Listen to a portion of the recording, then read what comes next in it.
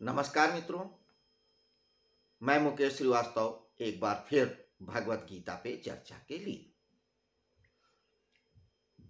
मित्रों,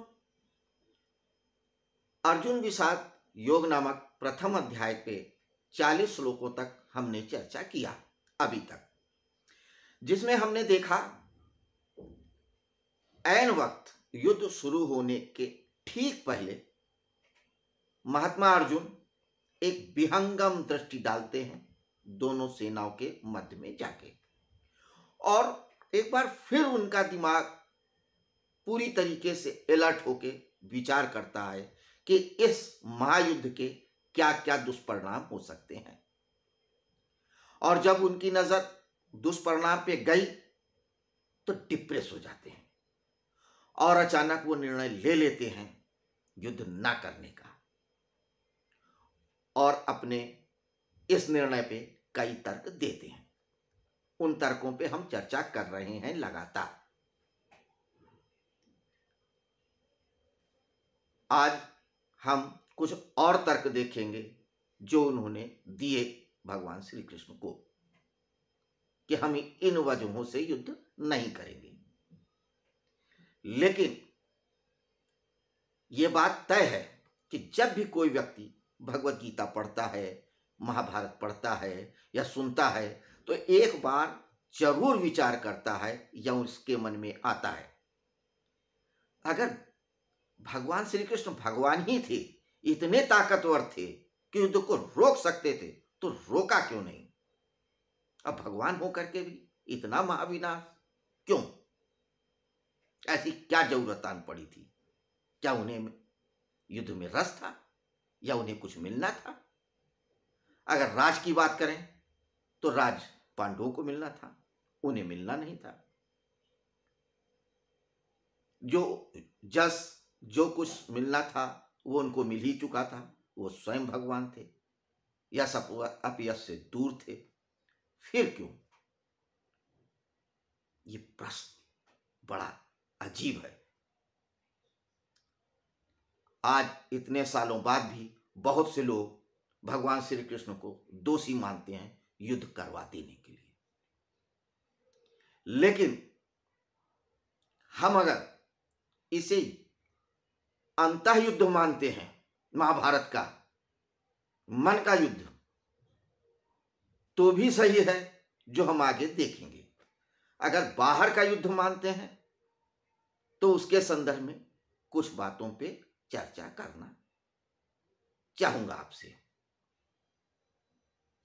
क्योंकि यह सच है कि इस युद्ध में भगवान श्री कृष्ण की बहुत बड़ी भूमिका रही है। तो आइए कुछ बातें ख्याल में लें। अगर हम महाभारत कालीन सामाजिक स्थितियों पे गौर करते हैं तो एक बात क्लियर हो जाती है कि समाज उस समय बहुत उन्नति पर था। बड़े बड़े प्रक्षेपास्त्र बन रहे थे जो मन की गति से चलते थे और मन से चलते थे और महाविनाश करते थे। हर एक योद्धा के पास बड़े बड़े आयुध थे जो कुछ भी कर सकते थे। पृथ्वी ही नहीं, कई कई लोग विनाश कर सकते थे। उनके पास असीम ताकत थी, असीम बुद्धि, बल और कौशल था। कोई भी व्यक्ति किसी से कम नहीं था। हर योद्धा महायोद्धा था। हर व्यक्ति का अहंकार बढ़ा चढ़ा था। विनाश तो होना ही था। यही तो हो रहा है आज। आज क्या हो रहा है 21वीं शताब्दी में?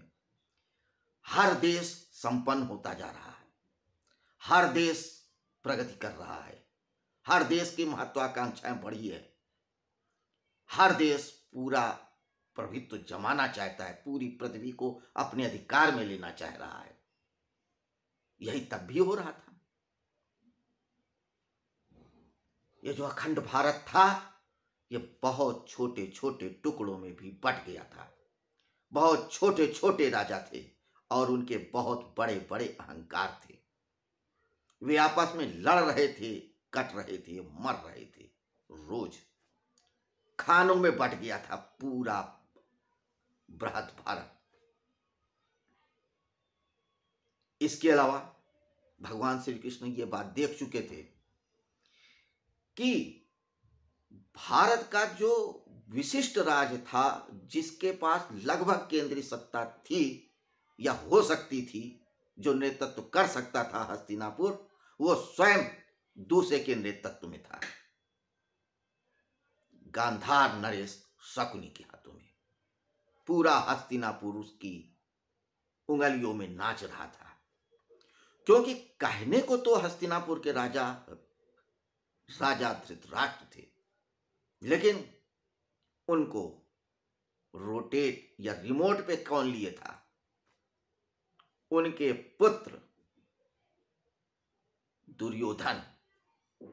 और दुर्योधन किसके रिमोट पे थे? गांधार नरेश शकुनी के। तो इनडायरेक्ट वे में आप कह सकते हैं हस्तिनापुर का राज गंधार के पास था, भारत के पास नहीं था। वो तो उपनिवेश बन चुका था गंधार का। इसके अलावा बाकी राजा तो अपनी अपनी तरीके से छितरे बितरे थे ही।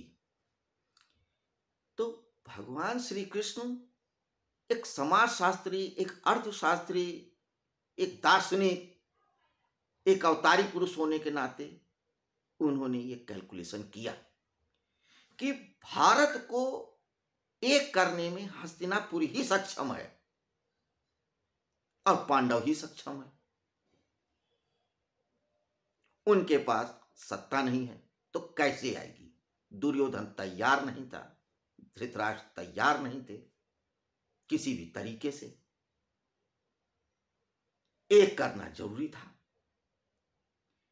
इसलिए वो मन से वो भी चाहते थे कि युद्ध हो जाए, मानव जाति का अहंकार जमीन पे आ जाए, फिर नए तरीके से विकास होगा। ऊपर से जरूर उन्होंने पूरे प्रयास किए, पूरे मन से प्रयास किए, क्योंकि अधूरे मन से तो वो कुछ करते ही नहीं थे। लेकिन युद्ध आ गया। तो भगवान श्री कृष्ण की यह योजना थी कि दुर्योधन हारेंगे, राज्य पांडवों के पास आएगा और उसके बाद हम पूरे भारत को एक सूत्र में बांधेंगे। और किया भी है। पांडवों के जीतने के बाद उन्होंने राजसूय यज्ञ किया, भगवान श्री कृष्ण के कहने पर, उन्हीं के आदेशों पर। पांचों भाई में से युधिष्ठिर केंद्र में बैठे और चार भाई चार दिशाओं में गए। चारों दिशाओं के राजाओं को उन्होंने अपने अंडर में किया, अश्वमेघ यज्ञ किया, बहुत बड़ा यज्ञ। लगभग सारे राजा उनके अधीन हुए, जो नहीं हुए किन्हीं शर्तों पे हुए, और पूरा भारत एक सूत्र में बंधा। क्योंकि भगवान श्री कृष्ण ये समझ चुके थे कि जब तक बृहत भारत एक सूत्र में नहीं बंधेगा, भारत की सनातन संस्कृति नहीं पनप सकती, उसका लाभ मानव जाति को नहीं मिल सकता। तो सृजन के लिए भी विनाश जरूरी होता है कभी कभी, और उनकी ये रणनीति काम आई। युद्ध शुरू भी होगा, लेकिन यहां पर भी भगवान श्री कृष्ण एक और अपनी नीति रखना चाहते थे। कहते ये ठीक है कि आज युद्ध हुआ, पांडव जीते, ये वो जानते थे जीतेंगे, लेकिन बाद में फिर वही होगा। तो कम से कम एक कोई तरीका बना दिया जाए, एक रास्ता निकाल दिया जाए कि कम से कम ये स्थितियां फिर से तो ना आए विनाश की। और इसके लिए उन्होंने पूरा प्रयोजन किया। इंटेंशनली महात्मा अर्जुन को लेके आए युद्ध के मैदान में मध्य में, और उन्होंने कहा, हे पार्थ, तू देख, कौरवों को भी देख, पांडवों को भी देख, किन से युद्ध करना है और किन के साथ करना है। ये ना कहते तो भी चलता, लेकिन उन्हें तो प्रवोक करना था, उनके अंदर के मुंह को जगाना था, उनको डिप्रेस करना था, क्योंकि जब तक स्थितियां नहीं बनेगी तब तक वो नहीं कह सकते थे अपनी बात जो उन्हें कहना था, जो रास्ता निकालना था, जो नदी ज्ञान की बहानी थी, गंगा नदी। और वही हुआ। महात्मा अर्जुन मध्य में आए, उनके अंदर का मोह जागा, डिप्रेस हुए, सोचा विचारा और उन्होंने युद्ध ना करने का निर्णय लिया। और फिर वही उन्होंने तर्क दिए जिसके उन्होंने उत्तर दिए, और वही उत्तर भगवत गीता बनी, ज्ञान की गंगा बनी, जिस पे आज हम चर्चा कर रहे हैं। तो अब आप समझ सकते हैं कि भगवान श्री कृष्ण ने युद्ध के लिए क्यों नहीं रोका, क्यों बार बार कहे कि हे अर्जुन तू उठ और युद्ध कर। कि वज्रारे सिर्फ अर्जुन को जिताना नहीं था, ये तो बहुत छोटी सी बात हो जाती, ये स्वार्थ की बात हो जाती। भगवान स्वार्थी नहीं हो सकते थे, उन्हें तो फिक्र थी पूरी मानव जात की, आने वाली पीढ़ियों की, सनातन धर्म को बचाए रखने की, जिसके लिए उन्होंने अवतार लिया था। यदा यदा ही धर्म ग्लानिर्भवति अभ्युत्थानम सृजाम्यहम्। वे अपने इस मकसद में कामयाब भी हुए। खैर, ये तो रही भगवान श्री कृष्ण ने युद्ध क्यों नहीं कराया, रुकवाया, इसके संदर्भ में कुछ विचार। अब हम लौटते हैं उन्हीं तर्कों पे जो तर्क महात्मा अर्जुन दे रहे हैं भगवान श्री कृष्ण को कि मैं युद्ध क्यों नहीं करूंगा। अभी तक जैसा हमने देखा, उन्होंने तर्क दिए कि मेरे मन स्थिति ठीक नहीं है, शरीर ठीक नहीं है, मुझे पाप पड़ेगा, स्वर्ग नहीं मिलेगा, ये वो करते रहे। अब वो अपनी व्यक्तिगत बात छोड़ करके समाज को भी लेके बात कर रहे हैं कि अगर युद्ध हुआ तो उसके क्या दुष्परिणाम होंगे, ये भी तो देखिए। तो क्या है 41वें श्लोक और उसके आगे, आइए देखते हैं। अधर्मा भी भवात कृष्ण प्रदुष्यन्ति कुल स्त्रिया स्त्रीषु दुष्टासु वार्षणे जायते वर्ण संकरा। अधर्माभिवात कृष्ण प्रदुष्यन्ति कुल स्त्रिया स्त्रीषु दुष्टासु वार्षणे जायते वर्ण संकरा। संकरो नरकायो कुलघ्नाना कुलच्चा पतन्ति पितरो योषाम लुप्त पिंडोदक क्रिया।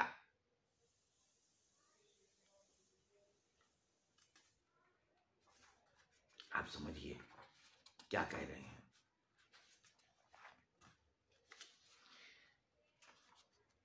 कह रहे हैं अधर्माभिवत कृष्ण, यह युद्ध हुआ तो खत्म हो जाएंगे, पुरुष बहुत सारे नष्ट हो जाएंगे, जो विद्वान हैं, जो बलशाली हैं, सब नष्ट हो जाएंगे। और जब जो समाज को दिखाने वाले वही नहीं रहेंगे तो अधर्म बढ़ेगा। धर्म को बताने वाले तो खत्म हो गए ना इस धर्म युद्ध में, तो बचेगा क्या? अधर्म। और जब अधर्म बचेगा तो कुल की स्त्रियां दुष्ट हो जाएंगी, वो भी पतन की ओर जाएंगी। स्त्री दुष्टास वासणे जाते वर्ण संकरा। धर्म को जानने वाले बलशाली नीतिवान पुरुष तो धर्म युद्ध में खेत हो जाएंगे, फिर स्त्रियां कहां जाएंगी?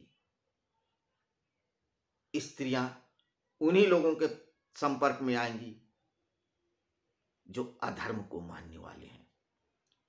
उन्हीं के साथ विवाह होगा, उन्हीं के साथ संसर्ग होगा, उन्हीं के साथ संपर्क होगा। नतीजा क्या होगा? वर्ण संकर संतानें होंगी। वर्ण संकर का मतलब विभिन्न जातियों की जब विवाह होता है तो वर्ण संकर, यानी स्त्री किसी और जात की, पुरुष किसी और जात का, वर्ण संकर, हाइब्रिड। तो कुल और समाज की शुचिता और शुद्धता को बनाए रखने के लिए वर्ण संकर विवाह यानी विजाति विवाह को मना किया गया था, उस पर रिस्ट्रिक्शन था। उस साल में भी और इस समय भी है। अब तो थोड़ा डाइल्यूट हो रहा है। तो यही विजाति विवाह न हो और वर्ण संकर संतान न हो। आजकल भी कहते हैं किसी दूसरी जात से शादी हो जाए, बच्चा हो जाए, कहते अरे यार किस कुल की लड़की आई है। तो उस समय कितना रहा होगा। तो स्त्रियां पतित न हो, वर्ण संकर संतानें न हो, इसके लिए भी युद्ध जरूरी है कि न हो। आगे संक्रौ नरकायौ कुलघ्नाना कुलश्चा पतंत पितरो योषाम लुप्त पिंडोदक क्रिया। अब एक बात और जान लीजिए। भगवान श्री कृष्ण, हे केशव, ठीक है ये भी हम मान लेते हैं कि स्त्रियां पतित नहीं हुई या कम हुई, तो इसका दुष्परिणाम और भी तो होगा। कुछ परसेंटेज में हुई, वर्ण संकर संतानें हुई, हमारी परंपराएं नष्ट होंगी, और परंपराएं नष्ट होंगी तो हमें कुल के घात का पाप लगेगा। पतंति पितरो योषाम लुप्त पिंडोदक क्रिया। आगे की संतानें हमारी परंपराओं को नहीं जानेंगी, हमारे पितरों को पितर पक्ष में पानी नहीं मिलेगा, उनको कोई पूजेगा नहीं, उनको कोई मानेगा नहीं, और ये पाप होगा तो हम इस पृथ्वी पे तो दुख भोगेंगे ही, और मृत्यु के बाद भी हम नरक में रहेंगे। क्योंकि ऐसा माना जाता है कि जिसके पितर पानी नहीं पाते वे श्राप देते हैं और व्यक्ति को मृत्यु के बाद नरक में वास करना पड़ता है। ऐसी अवधारणा आज भी है। यही वो कह रहे हैं कि हमें नरक ना जाना पड़े, इसके लिए हमें परंपराओं को जीवित रखना पड़ेगा। और परंपराएं जीवित तभी रहेंगी जब स्त्रियां पतित नहीं होंगी और धर्म को जानने वाले जिंदा रहेंगे। और धर्म को जानने वाले जिंदा तभी रहेंगे जब युद्ध नहीं होगा। इसलिए मैं युद्ध नहीं करना चाहता। ये उनका तर्क है कि सामाजिक दृष्टिकोण से भी, यानी लौकिक दृष्टिकोण से भी और परलौकिक दृष्टिकोण, दोनों तरफ से अगर हम देखते हैं तो युद्ध ना करना ही उचित होगा। आगे फिर क्या कहते हैं। दोषय रेते कुलघ्नाना वर्ण संकर कारकय उत्साह दंते जाति धर्मा कुल धर्मा शाश्वता उत्सन्न कुल धर्माणाम मनुष्याणाम जनार्दन नरके आयनीतम वासो भवत्युत अनुसुसुम। कुल का नाश होगा, वर्ण संकर संतानें होंगी, कुल धर्मा शाश्वता, और जो शाश्वत रूप से नियम चले आ रहे हैं वे सब उलट पलट जाएंगे। और नरके आयनीतम वासो भवत्युत अनुसुसुम, हमें अनिश्चित काल तक नरक में वास करना पड़ेगा। पता ही नहीं, अनंत काल भी हो सकता है। तो यहां पे दोनों दृष्टिकोणों से महात्मा अर्जुन ने अपनी बात रखी। लौकिक दृष्टिकोण से भी, परलौकिक दृष्टिकोण से भी, सामाजिक दृष्टिकोण से भी, पारिवारिक दृष्टिकोण से भी, कि हर तरह से युद्ध ना करना ही उचित है और था भी। अगर आज भी विश्व युद्ध होने की कगार पे जो है ही है मानव जाति, लेकिन फिर भी मनुष्य चाहता है कि युद्ध ना हो, क्योंकि युद्ध अच्छी बात नहीं है। लेकिन मनुष्य के अंदर हिंसा हाई है, इनबिल्ट है, लालच इनबिल्ट है। होगी ये बात कृष्ण जानते हैं, आगे बताएंगे। लिहाजा हर चीज को एनालाइज करके उन्होंने उत्तर दिए, लेकिन फिलहाल महात्मा अर्जुन के उत्तर कम नहीं थे, उनके तर्क बहुत मजबूत थे। अभी तो इन्होंने इतने ही तर्क दिए, कुछ तर्क और शेष हैं युद्ध ना करने के लिए। वे क्या तर्क हैं ये हम देखेंगे कल, यानी अगले एपिसोड में। तब तक के लिए प्रणाम, नमस्कार।